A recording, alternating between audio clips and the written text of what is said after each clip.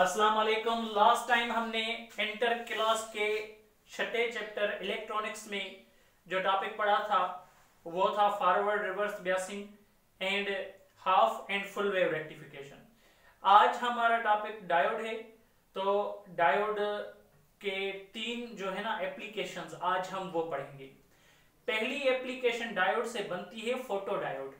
Photodiode क्या होता है? What is meant by a photodiode? It is an optical device, electronic device, optoelectronic device in which a diode is reverse biased, and when light allowed to fall on that depletion layer of the diode gets started, and the atoms are broken out from their pairs, and they cause a reverse current, due to which the galvanometer shows full scale deflection.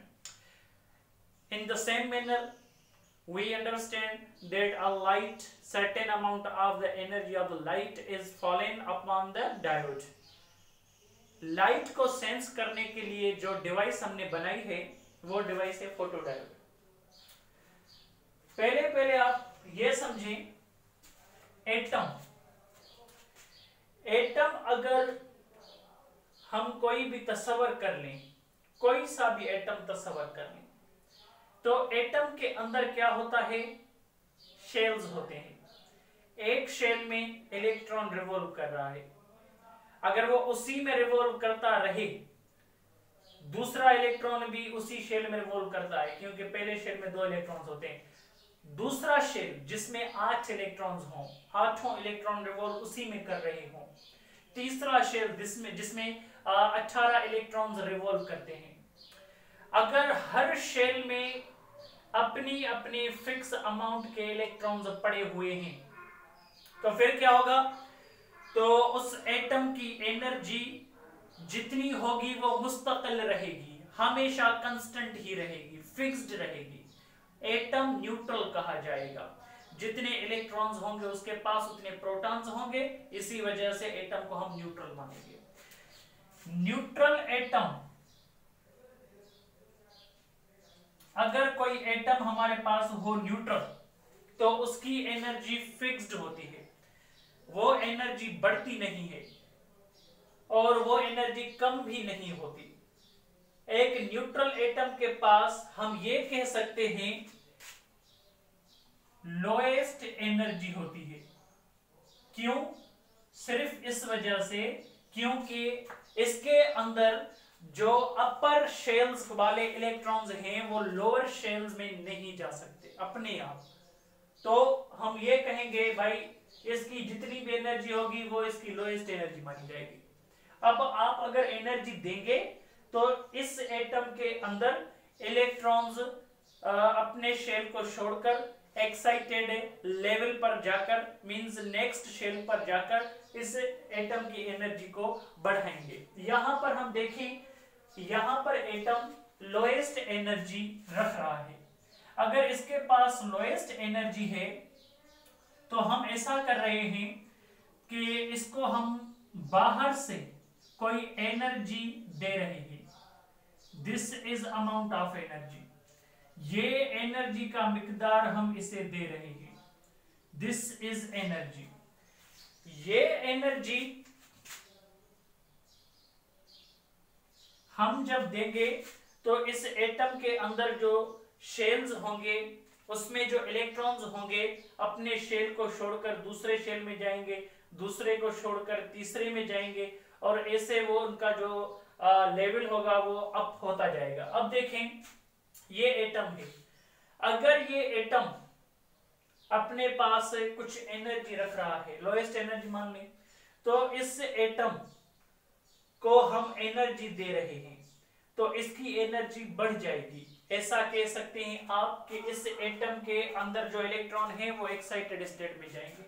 अगर हम ज्यादा energy देंगे, energy आप electrical दो, heat दो या light दो, तीनों में से जो भी एनर्जी आप दें, फर्ज कर ले मैं लाइट एनर्जी दे रहा हूं, ये एनर्जी फर्ज कर ले इतनी बड़ी मिकदार में है, जब हम इस एनर्जी को एटम को दे रहे हैं तो एटम जब उस हाईएस्ट अमाउंट ऑफ एनर्जी को गेन करता है तो इस एटम को हम देख रहे हैं दो पार्ट्स बन गए। मतलब ये कि जब एटम को हाईएस्ट अमाउंट ऑफ एनर्जी हम देंगे तो ये एटम अगर हाईएस्ट एनर्जी हासिल करेगा तो इसके अंदर इलेक्ट्रॉन सारे शेल्स को पार करके दूर चला जाएगा और ये इलेक्ट्रॉन फ्री इलेक्ट्रॉन कहा जाएगा।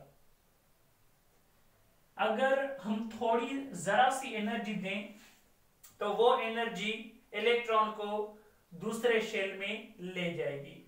अगर उससे जरा ज्यादा एनर्जी दे दें तो फिर क्या होगा, वो पहले से दूसरे से तीसरे शेल में चला जाएगा। अगर और ज्यादा एनर्जी दें तो फिर क्या होगा, चौथे शेल में चला जाएगा। लार्जेस्ट अमाउंट ऑफ एनर्जी दें तो वो इलेक्ट्रॉन हो सकता है एटम को ही छोड़कर बाहर चला जाए, और वो एटम अगर इलेक्ट्रॉन उसके अंदर था वो निकल गया बाहर तो वो एक आयन में तब्दील हो जाएगा।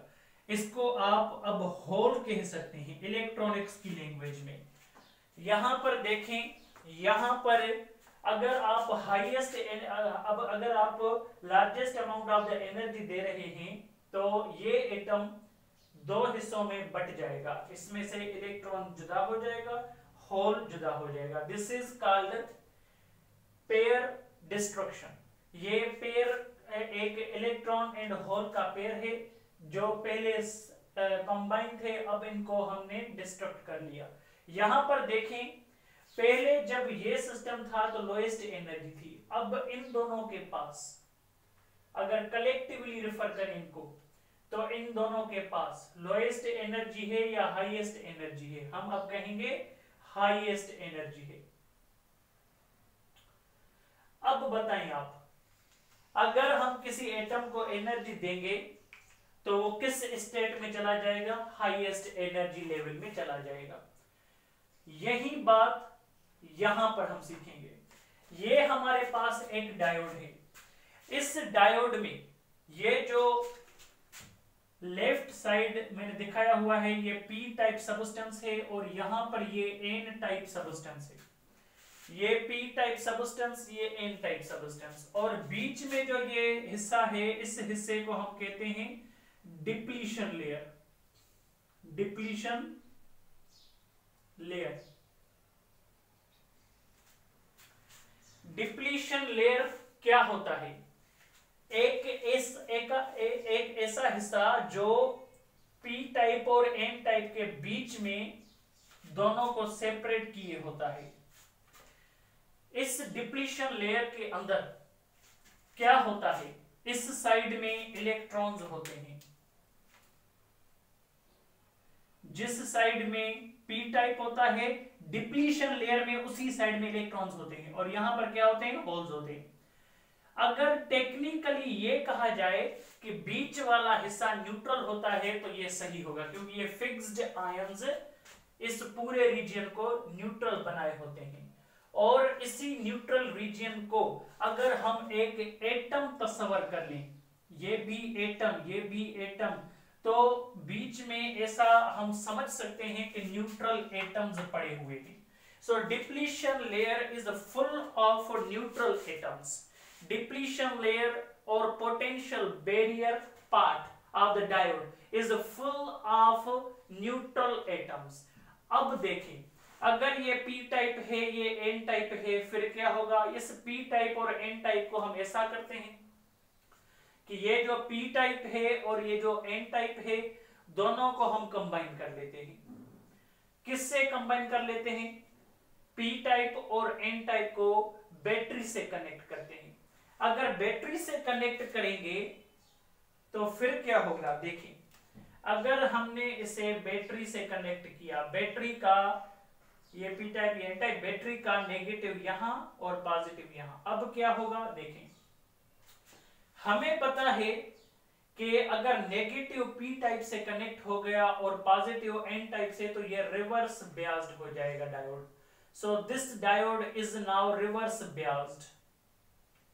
आगे देखें, जब हम बैटरी कनेक्ट करते हैं तो फिर क्या होता है, ये जो पी टाइप वाले होल्स हैं ये अट्रैक्ट होंगे यहां, क्योंकि बैटरी का नेगेटिव टर्मिनल यहाँ आएगा ना, अगर नेगेटिव टर्मिनल यहाँ आएगा तो होल्स यहाँ अट्रैक्ट होंगे, और ये जो इलेक्ट्रॉन्स हैं बैटरी का पॉजिटिव यहाँ आएगा, तो अब क्या होगा, ये इलेक्ट्रॉन्स यहाँ अट्रैक्ट होंगे।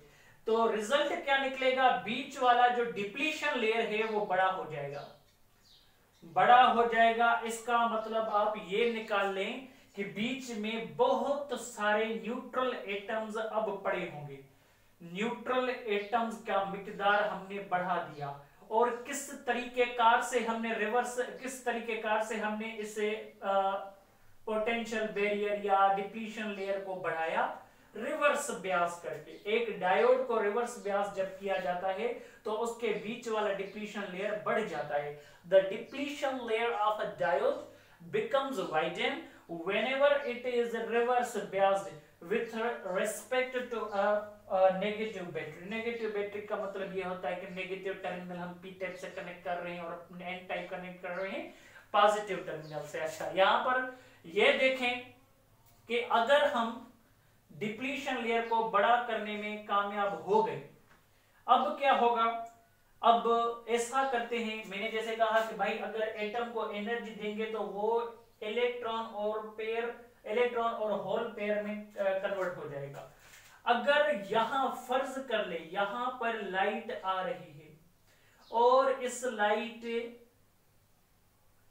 लाइट को हम इस डिप्लीशन लेयर पर फॉल करवा रहे हैं, ये जो लाइट एनर्जी आएगी तो लाइट एनर्जी आकर एटम को क्या कर देगी, यहां पर एटम को एनर्जी मिली थी तो उस एटम में इलेक्ट्रॉन जुदा हो गया था और हाई एनर्जी स्टेट बन गई थी। यहां पर भी ऐसा होगा, जब यहां पर एक एटम टूट जाएगा तो उस एटम से दो पेयर्स बनेंगे, एक इलेक्ट्रॉन और एक होल।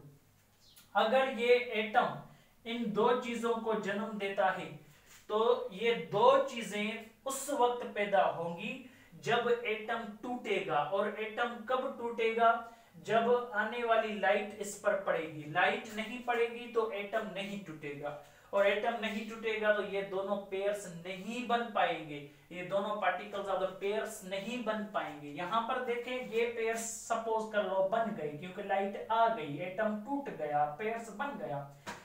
यहां पर ये देखें कि ये जो होल है और ये इलेक्ट्रॉन है, ये बने हैं एटम से, पर होंगे कहां, बीच में। ये इलेक्ट्रॉन, ये होल, बीच में क्या है, बीच में इलेक्ट्रिक फील्ड है।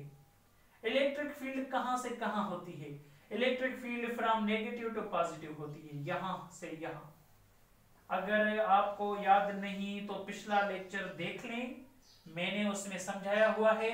इलेक्ट्रिक फील्ड एन टाइप तो पी टाइप होती है, सॉरी शायद मैं गलत कर गया, हाँ, इलेक्ट्रिक फील्ड एन टाइप तो पी टाइप होती है क्योंकि पी टाइप वाले मटेरियल के पास जो बीच में डिप्लीशन लेयर है उस वहां पर इलेक्ट्रॉन्स होते हैं और यहाँ पर होल्स होते हैं। सो आपको पता होगा, ये बात कंफ्यूज तो करेगी अगर आपने पिछला लेक्चर नहीं देखा। तो इलेक्ट्रिक फील्ड बीच में होती है और ये इलेक्ट्रिक फील्ड की वजह से ये जो इलेक्ट्रॉन हैं वो यहाँ को जाएंगे और ये जो होल्स हैं ये होल्स यहाँ जाएंगे।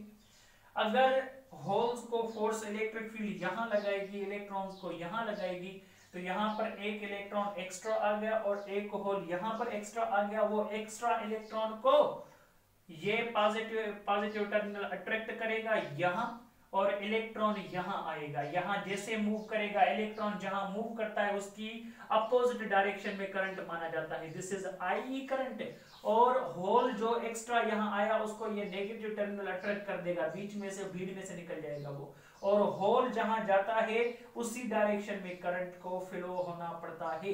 सो ये देखें एक करंट बन गया, I E plus I H, I is equal IE plus IH, एक ऐसे किस्म का करंट जो इलेक्ट्रॉन और होल दोनों मिलकर पैदा कर रहे हैं, पर बीच में करंट तो पैदा हो गया, रिवर्स ब्यास में हो गया। क्यों? क्योंकि हमने एक्स्ट्रा एनर्जी दी किसको, एटम्स को। कहां पड़े थे वो, डिप्लीशन लेयर में एटम्स पड़े हुए थे। यहां पर देखें तो हमें ये पता चला कि एनर्जी जैसे आती जाएगी एटम्स टूटते जाएंगे, सारे एटम्स, और इलेक्ट्रॉन्स यहाँ आते जाएंगे, होल्स यहाँ जाते जाएंगे और करंट ऐसा बनेगा।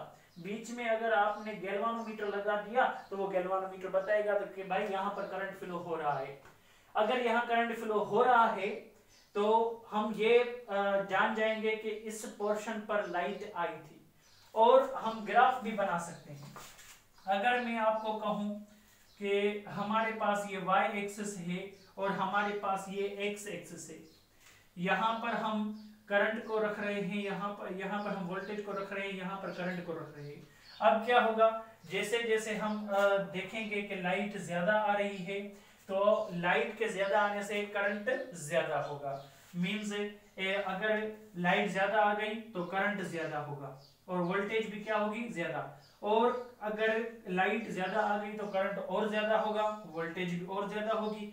और अगर लाइट ज्यादा आ गई तो करंट और ज्यादा होगा और वोल्टेज भी ज्यादा होगी।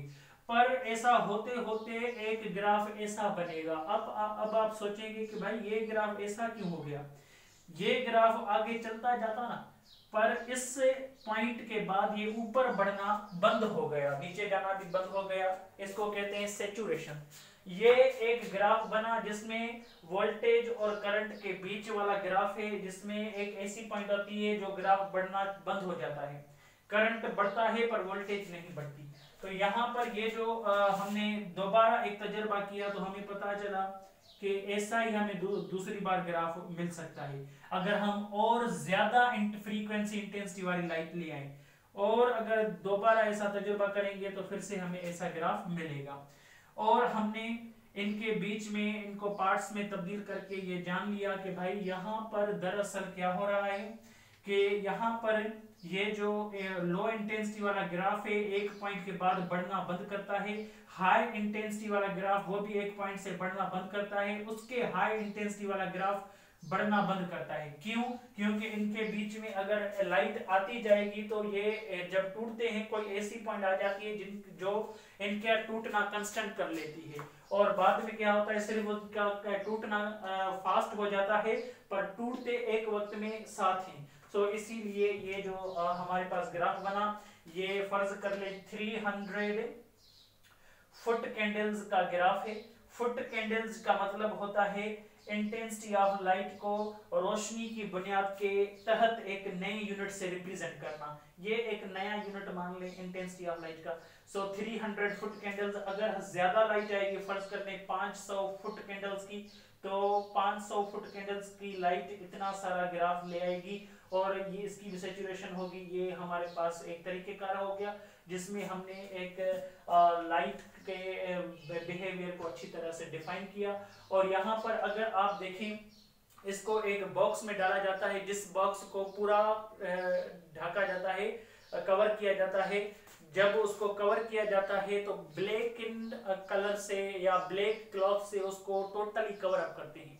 जब टोटली वो कवर होता है तो उसका सिर्फ ये वाला जो हिस्सा होता है ये ओपन होता है और ये वाले हिस्से पूरे के पूरे डायोड के या पूरा का पूरा ये जो डायोड है एक ऐसे बॉक्स में पड़ा होता है जिसमें ये वाला हिस्सा ओपन होता है, रेडिएशंस आती हैं और इसी टुकड़े पर रोशनी गिरती रहती है और यहाँ से करंट फ्लो होता जाता है। So photo diode works on reverse biasing, it only tells us the current flowing or not flowing. If current flowing, galvanometer shows some deflection due to which we recognize that there is light, there is certain amount of light which is fallen upon the depletion layer. Thank you.